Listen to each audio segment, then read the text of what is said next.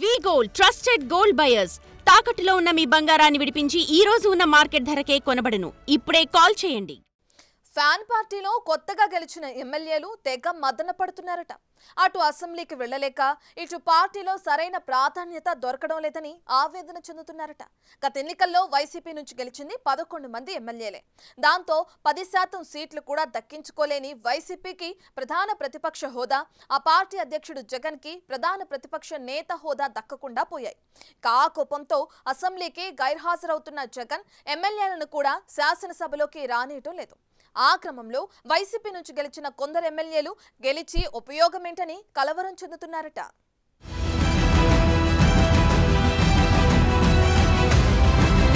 మొత్తం 175 స్థానాలున్న ఆంధ్రప్రదేశ్ అసెంబ్లీలో వైసీపీ 11 సీట్లను మాత్రమే గెలుచుకోగలిగింది. తెలుగుదేశం, జనసేన, బీజేపీల కూటమి ఏకంగా 164 స్థానాలు కైవసం చేసుకుంది. తెలుగుదేశం పార్టీ 135 సీట్లు, జనసేన 21 స్థానాలు, బీజేపీ 8 నియోజకవర్గాల్లో విజయం సాధించాయి. జనసేన అయితే 100% స్ట్రైక్ రేట్ తో పోటీ చేసిన 21 స్థానాలు గెలుపొందింది. ఆ క్రమంలో 11 సీట్లకు పరిమితమై మొత్తం సీట్లలో 10% కూడా దక్కించుకోలేకపోయిన వైసీపీకి ప్రధాన ప్రతిపక్ష హోదా కూడా దక్కలేదు. సభ నిబంధనల ప్రకారం ప్రతిపక్ష హోదా ఇవ్వడం అసాధ్యమని చెప్పడంతో జగన్ తనకు ప్రతిపక్ష నేత హోదా ఇవ్వాల్సిందే అని స్పీకర్ కి లేఖ రాయడంతో పాటు న్యాయ పోరాటం మొదలుపెట్టారు.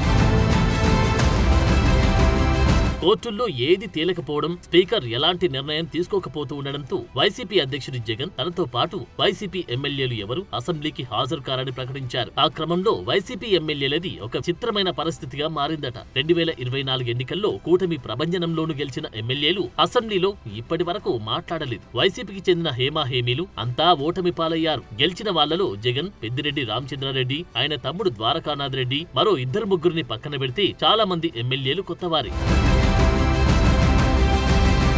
అంతటి ఎదురీతలోనూ గెలిచి సభలో కొత్తగా ఎన్నికైన వైసీపీ ఎమ్మెల్యేలు పార్టీ అధ్యక్షుడి నిర్ణయంతో 15 నెలలుగా సభకు వచ్చి అధ్యక్ష అనే ఛాన్స్ ని కోల్పోయారు. అదే సమయంలో ఇటు నియోజకవర్గంలో ప్రజల ముందు వారు దోషులుగా నిలబడిన పరిస్థితి. వైసీపీ నుంచి తొలిసారిగా ఎమ్మెల్యేగా ఎన్నికైన వాళ్లు తాము మొదటిసారి గెలిచామని అసెంబ్లీకి వెళ్లాలని కోరుకుంటున్నట్లు జగన్ ను అభ్యర్థించారట. ఈ సందర్భంలోనే పెద్దిరెడ్డి రామచంద్రారెడ్డి నేతృత్వంలో మీరు అసెంబ్లీకి వెళ్లాలని జగన్ సూచించారట. అయితే మాజీ మంత్రి పెద్దిరెడ్డి రామచంద్రారెడ్డి మాత్రం అసెంబ్లీకి పోవడం తనకు ఇష్టం లేదని జగన్ కి తేల్చి చెప్పారట. ఈ నేపథ్యంలోనే అసెంబ్లీకి వెళ్లాలన్న ఆలోచన వైసీపీ కొత్త ఎమ్మెల్యేలు విరమించుకున్నారట. అధ్యక్షుని ధిక్కరించలేక, సమావేశాలకు వెళ్లలేక కొత్తగా గెలిచిన ఎమ్మెల్యేలు తీవ్ర అసంతృప్తితో ఉన్నారంటున్నారు. వైసీపీ ఎమ్మెల్యేలను సభకు పంపిస్తే ప్రభుత్వాన్ని నిలదీస్తారు. అది కాదు అనుకుంటే మీడియా ముందుకు వచ్చి మాట్లాడతారు. ఆ విధంగా పొలిటికల్ గా వైసీపీ హైలైట్ కావడానికి ఎంతో ఉపయోగం ఉంటుందనేది రాజకీయ విశ్లేషకుల మాట. గతంలోనే తక్కువ సభ్యులున్న పార్టీలు కూడా సభలో బలమైన వాయిస్ వినిపించిన సందర్భాలున్నాయి. నిజం చెప్పాలంటే కరెక్ట్ స్ట్రాటజీ కూడా అదే అని అంటుంటారు. కానీ వైసీపీ తరపున గెలిచిన ఎమ్మెల్యేలను ఏమీ కాకుండా చేశారు అని అంటున్నారు. అంతేకాకుండా డమ్మీలుగా మార్చేశారా అన్న చర్చ కూడా సాగుతోంది.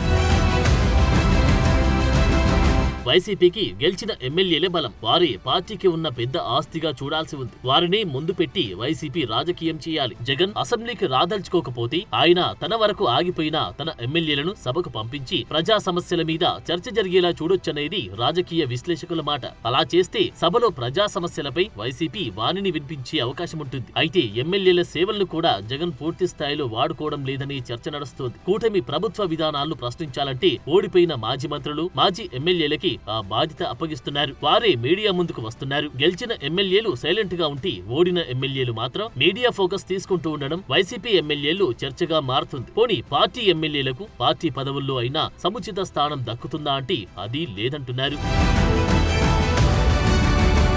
ఇటు పార్టీలో తగిన ప్రాధాన్యత లభించడం లేదని, అటు అసెంబ్లీలో కూడా పూర్తి స్థాయిలో తమ పాత్ర పోషించలేకపోతున్నారని కొత్తగా ఎన్నికైన ఫ్యాన్ పార్టీ ఎమ్మెల్యేలు మదనపడుతున్నారట. అయితే ఇవన్నీ పార్టీకి సంబంధించిన అంతర్గత విషయాలు కావడంతో పార్టీ అధ్యక్షుడి నిర్ణయాలను ప్రశ్నించే సాహసం ఎవరు చేయలేకపోతున్నారట.